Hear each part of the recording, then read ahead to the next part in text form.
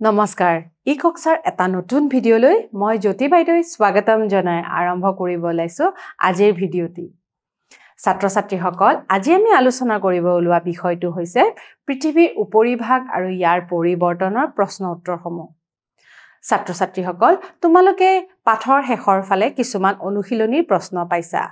এই অনুশীলনীৰ প্ৰশ্নসমূহৰ কিছু অংশ আজি আমি এইটো ভিডিঅত বুজিম গতিকে আলোচনা কৰিব ওলোৱা প্ৰশ্নসমূহ চাও আহা প্ৰথম প্ৰশ্নটো হৈছে বায়ুমণ্ডল কাক বোলে ঠিক আছে বায়ুমণ্ডল বুলিলে কি বুজা 30টা মান শব্দৰ ভিতৰত লিখিব দিছে ছাত্ৰ-ছাত্ৰীসকল তোমালোকে জানাই যে বায়ুমণ্ডল মানে হৈছে পৃথিৱীৰ উপৰি ভাগত থকা আৱৰণটো এই আৱৰণটোত কি আছে বিভিন্ন ধৰণৰ গ্যাস বিভিন্ন ধৰণৰ ধোঁৱা ধূলিকণা লগ লাগি আছে গতিকে এই পৃথিৱীৰ উপৰিভাগৰ যিটো আৱৰণ সেই আৱৰণটোকে আমি বায়ুমণ্ডল বুলি কওঁ গতিকে ইয়াৰ প্ৰশ্নটো আমি কিদৰে লিখিম চাও আহা আমি লিখিম পৃথিৱীৰ উপৰিভাগক বায়ুৰে যি আৱৰণ আছে সেই আৱৰণটোক সাধাৰণ অৰ্থত আমি বায়ুমণ্ডল বুলি কওঁ বায়ুত অক্সিজেন নাইট্ৰজেন হিলিয়াম কাৰ্বন ডাই অক্সাইড হয়নে তাৰ পিছত আগন অজন ঠিক আছে এবিলা গ্যাস থাকে ঠিক আছে আৰু থাকে ধোঁৱা আৰু ধূলিকণা গতিকে এইখিনি বস্তু তোমালোকে সেই প্ৰশ্নটোৰ উত্তৰত লিখিব লাগিব এবাৰ আমি খ নম্বৰ প্ৰশ্নটোলৈ যাওঁ খ নম্বৰ প্ৰশ্নটোত আছে আমাৰ ফলকবোৰ এক বছৰত কিমান লৰচৰ কৰে এটা তোমালোকৰ মনত আছে নে এই ফলকবোৰনো কি আমাৰ পৃথিৱীৰ তলতে মানে আমাৰ ভূতকৰ তলতে ঠিক আছে অভ্যন্তৰীণ ভাগত কিছুমান ফলক আছে ইংৰাজীত প্লেটস বুলি কয় প্লেট বিলাক যেনেকে থাকে আমাৰ সেই প্লেটস বিলাকৰ নিচিনা আমাৰ ঠিক মাটিৰ তলতে কিছুমান ফলক থাকে এবোৰ তৰল অৱস্থাত থাকে এই তৰল অৱস্থাত থকা ফলকবোৰ কি হয় গতি কৰি থাকে ঠিক আছে গতিকে এই গতি কৰি থাকুনতে কিমান সেন্টিমিটাৰ লৰচৰ কৰে হেতু প্ৰশ্নৰ উত্তৰ সুধিছে এই ফলক বিলাকৰ যেতিয়া খুন্দা মাৰে এখনৰ লগত এখন তেতিয়া সেই ঠাইত ভূমিকম্পৰ সৃষ্টি হোৱা বুলি তোমালোকক মই কৈছিলো নিশ্চয় তোমালোকৰ মনত আছে গতিকে এই ফলক বিলাক কিমান সেন্টিমিটাৰ আগবাঢ়ে হেতু প্ৰশ্নৰ উত্তৰ ইয়াতে সুধিছে গতিকে আমাৰ ফলকবোৰ এক বছৰত 1 পৰা 1.5 সেন্টিমিটাৰ পৰ্যন্তলৈকে গতি কৰি থাকে বুলি বৈজ্ঞানিকসকলে কৈছে হ'ব গতিকে আমি ইয়াৰ প্ৰশ্নটোৰ উত্তৰ কি লিখিছো ফলকবোৰ এক বছৰত 1 পৰা 1.5 সেন্টিমিটাৰ পৰ্যন্ত গতি কৰে বুলি বৈজ্ঞানিকসকলে ঠাৱৰ কৰিছে ঠিক আছে এতিয়া আমি গ নম্বৰ প্ৰশ্নটো চাওঁ সাময়িক বতাহৰ বিষয়ে লিখিব দিছে এতিয়া তোমালোকে বতাহৰ কেই প্ৰকাৰ আছিল তোমালোকৰ নিশ্চয় মনত আছে বতাহ আছিল আমাৰ 3 প্ৰকাৰ প্ৰথম বতাহটো আছিল আমাৰ কি প্ৰথম বতাহটো আছিল আমাৰ নিয়ত বতাহ তাৰ পিছত আছিল সাময়িক বতাহ তাৰ পিছত আছিল স্থানীয় বতাহ গতিকে এই 3 প্ৰকাৰ বতাহৰ আমাৰ সাময়িক বতাহৰ সংজ্ঞাটো দিব দিছে তাৰ আগতে তোমালোকক নিয়ত বতাহৰ সংজ্ঞাটো দি লৈছো নিয়ত বতাহ মানে হৈছে কোনো এটা উচ্চ স্থানৰ পৰা যেতিয়া নিম্ন চাপলৈ তেতিয়া কোনো ধৰণৰ বতাহ বলে সেই বতাহটোকে নিয়ত বতাহ বুলি কয় নিয়ত বতাহৰ উদাহৰণ হৈছে বাণিজ্য বতাহ তাৰ পিছত আমি পাইছিলো সাময়িক বতাহ হৈছে বছৰটোত বিভিন্ন সময়ত বা বিভিন্ন ঋতুত বলা বতাহটোকে সাময়িক বতাহ বোলে মানে সময়ত বলা বতাহ হ'ব এই সাময়িক বতাহৰ উদাহৰণ হৈছে মৌচুমী বতাহ জল বতাহ মনত আছে নহয় তোমালোকৰ আৰু এটা পাইছিলো আমি স্থানীয় মানে কোনোবা এটা ঠাইত স্থান ভাবে যিটো বতাহ বলে হেতুৱে হৈছে স্থানীয় বতাহ যি ধৰা আমাৰ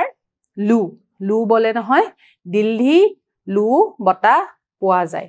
ঠিক আছে বলা আমি দেখা পাও কাৰণ তাতে হেতু আমি স্থানীয় বতাহ বুলি কম ঠিক আছে গতিকে এতিয়া সাময়িক বতাহৰ কথা সুধিছে সাময়িক বতাহৰ আমি সংজ্ঞাটো কি দৰে লিখিম চাওঁচোন বছৰৰ বিভিন্ন ঋতুত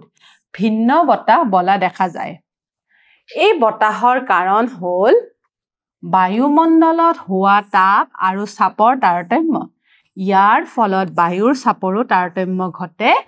এনে তাৰতম্যৰ ফলত উচ্চ চাপ অঞ্চলৰ পৰা নিম্ন চাপ অঞ্চললৈ যি বতাহ বলে তাকে সাময়িক বতাহ বোলে যেনে জল বতাহ স্থল বতাহ মৌচুমী বতাহ আৰু সাময়িক বতাহ ঠিক আছে গতিকে বিভিন্ন সময়ত বিভিন্ন ঋতুত যিবিলাক বতাহ বলে তাকে আমি কি বুলি কওঁ সাময়িক বতাহ বুলি কওঁ আমাৰ অসমতো সাময়িক বতাহ বলে মৌচুমী বতাহৰ কথা তোমালোকে জানাই গতিকে আমাৰ ইয়াতে মৌচুমী বতাহ বলা আমি দেখা পাওঁ হ'ব আমি তাৰ পিছৰ প্ৰশ্নটোলৈ যাওঁ বালিস্তূপ কি তোমালোকে জানাই যে আমাৰ বিভিন্ন কাৰ্যৰ জৰিয়তে আমাৰ পৃথিৱীত উপৰি ভাগত বিভিন্ন ধৰণৰ ভূ অৱয়ৱৰ সৃষ্টি হৈছে নদীৰ ফলত ঠিক আছে বতাহৰ কাৰ্যৰ ফলত আমাৰ বিভিন্ন ধৰণৰ ভূ অৱয়ৱৰ সৃষ্টি হৈছে বালিস্তূপো হৈছে এই ভূ অৱয়ৱৰ এটা উদাহৰণ বালিস্তূপ বতাহৰ কাৰ্যৰ জৰিয়তে সৃষ্টি হোৱা এটা ভূ অৱয়ৱ এই বালিস্তূপ আমি মৰুভূমিত দেখা পাওঁ ঠিক আছে বালিৰ পৰা হোৱা এটা স্তূপ মানে স্তম্ভ টাইপৰ ঠিক আছে এতিয়া আমি তাৰে সংজ্ঞাটো কি লিখিম চাওঁ আহা তাৰে সংজ্ঞাটো আমি লিখিম মৰুভূমিৰ কোনো অঞ্চলত বতাহৰ গতি কমি গলে ই কঢ়িয়াই অনা শিল বালিবোৰ জমা হৈ বালিস্তূপ সৃষ্টি হয় তাকে কি বুলি কয় বালিস্তূপ বোলে গতিকে মৰুভূমিৰ যেতিয়া বালিবোৰ বতাহে কোনে আনিব বতাহে যেতিয়া লৈ আনে কঢ়িয়াই আনি এটা ঠাইত জমা কৰে আৰু সেই জমা কৰোঁতে এটা ভূ অৱয়ৱৰ সৃষ্টি হয় এই ভূ অৱয়ৱটোকে আমি বালিস্তূপ বুলি কওঁ মনত ৰাখিবা আমি কিহৰ কথা কৈছো মৰুভূমিৰ কথা কৈছো ঠিক আছে গতিকে বালিস্তূপ কাক বোলে কোনো অঞ্চলত বতাহৰ গতি কমি আহিলে ই লগ হৈ পেলাই যেটো স্তূপৰ সৃষ্টি কৰে এটোক বালিস্তূপ বোলে ঠিক আছে আমি তাৰ পিছৰ প্ৰশ্নটো চাওঁ অস্ত্ৰসুৰাকৃতিৰ হ্ৰদ কি এই অস্ত্ৰসুৰাকৃতিৰ হ্ৰদটোতে আমি নামটোতে গম পাইছো অস্ত্ৰ মানে ঠিক আছে অস্ত্ৰ মানে হৈছে আমাৰ ঠিক ঘোঁৰাৰ খুৰাটো অস্ত্ৰ মানে হৈছে ঘোঁৰাৰ খুৰা যেটো ঘোঁৰাৰ খুৰা থাকে সেই খুৰাটোত হেতুৰ নিচিনা এটা হ্ৰদ ঠিক আছে অস্ত্ৰসুৰাকৃতি মানে ঠিক এনেকুৱা ধৰণৰ হয় ঠিক আছে এনেকুৱা ধৰণৰ হ্ৰদ কিছুমান আমি দেখা পাওঁ কি হয় এবিলাক ঠিক আছে এই অস্ত্ৰসুৰাকৃতিৰ হ্ৰদটো আমি দেখা পাওঁ আমাৰ নদীৰ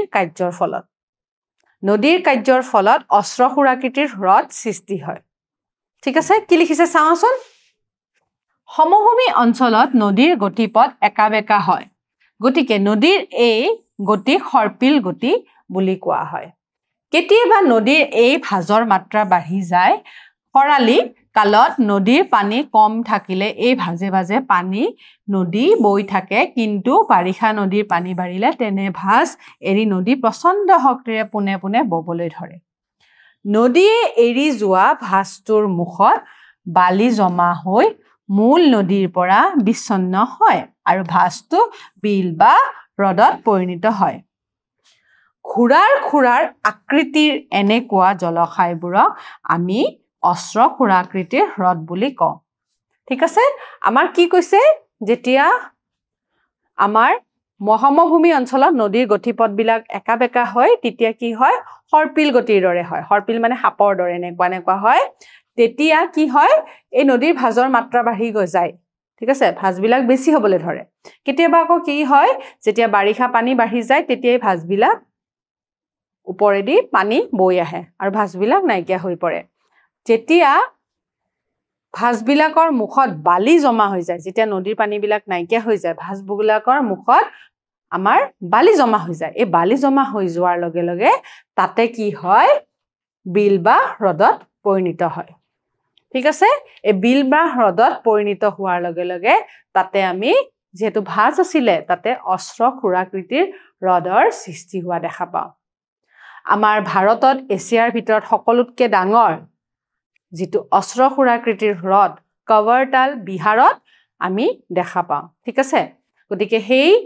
অস্ত্ৰসুৰাকৃতিৰ হ্ৰদটোৰ নাম হৈছে কৱৰতাল এটো আছে বিহাৰত তোমালোকক মই পঢ়াইছিলোৱে নিশ্চয় তোমালোকৰ মনত আছে গতিকে আমি এটো যেহেতু নদীৰ কাৰ্যৰ ফলত হোৱা এটা অৱয়ব বা এটা হ্ৰদ হ'ব